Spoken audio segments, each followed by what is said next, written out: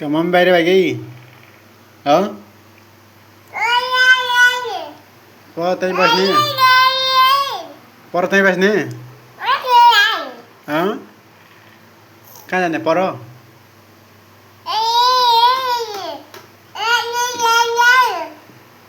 पारी पनि बस्ने पर त्यहीँ पेटी पनि बस्ने है केटा पनि के भन्दै त अब तेरो भाषामा बुझ्दैन भन्नु उडो हात लाउँदै पुरो हात लाउँदै के भन्दै भने तेरो भाषामा बुझ्दैन